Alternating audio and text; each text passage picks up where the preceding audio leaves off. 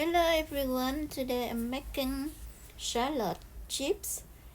It can be added to soup, rolls and anything that you like. So I invite you to come along with me. We will do it together. Welcome to SaigoncookTravel. I am Saigoncook. If you're new to my channel, please like, share my videos and subscribe. It means a lot to me. You are the reason I'm here. Thank you. So I bought half a kilo of shallots.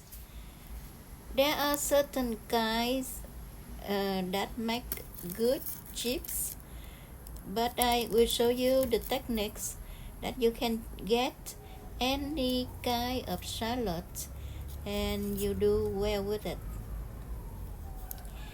So the first thing I do, cut off both ends of the shallot and peel the skin. When the cells dump, they don't get all fresh or dry at the same time. So some are not good like this, or if you peel away and you see some black spot like this, then I decided to wash the whole thing. So that these are washed and dry.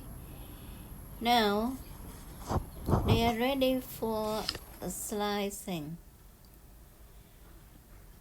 Use a peeler and go lengthwise from the root to the top. That's just like so.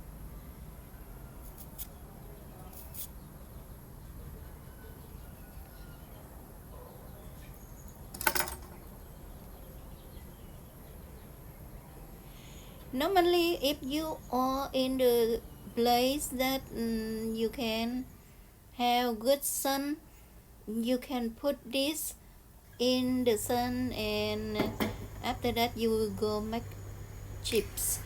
But if you don't have any sun available, then I show you these techniques. You don't need to dry the slices. So in a skillet, pour enough oil. I do more than half of the way.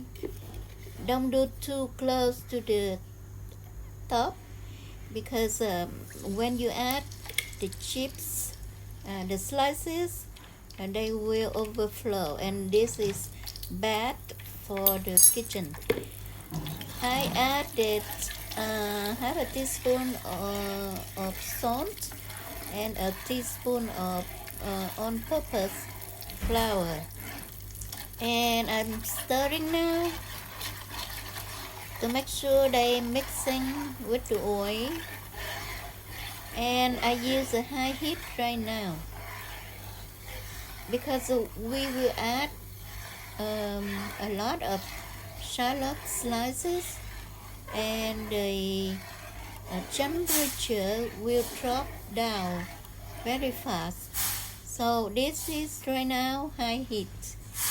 You can see the oil is boiling.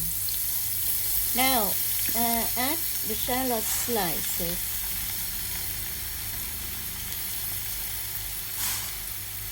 You need to judge yourself if your oil and your skillet is in the capacity of receiving all the slices.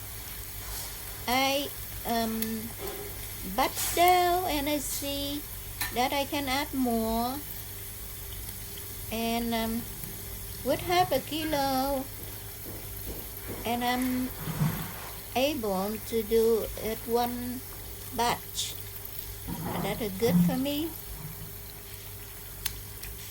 See, I bat it down and see if the oil can receive on my slices.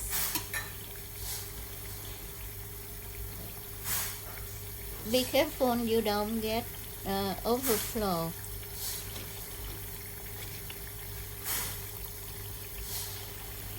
After you done putting on the slices in, leave them alone. Don't stir for a good like 5 minutes or more, up to 10 minutes. Depends on your heat. At this point, I lower my heat so that the slices gradually get golden brown. I let it go by itself until I see around the edges some slices are blonde. At this point, I stir them. I bring the slices from the edge in and stir on around to get them evenly browning. And you watch now. You see it's blonde on over. At this point, you can remove like me and fry the second time to be golden brown and crispy, like so. You can see I'm testing, and it's crumbly under in between my fingers, and that is successful. The second way to get it crispy and brown, that you keep it going a little bit more, but be careful, don't leave it too long. It will be dark very soon and get bitter. So you can store them in the container and use it for 6 months. They stay crispy that way. Then you can add them into any food that you like. So I'm adding these chips to my soup. Thank you for watching. Come back soon. Bye bye.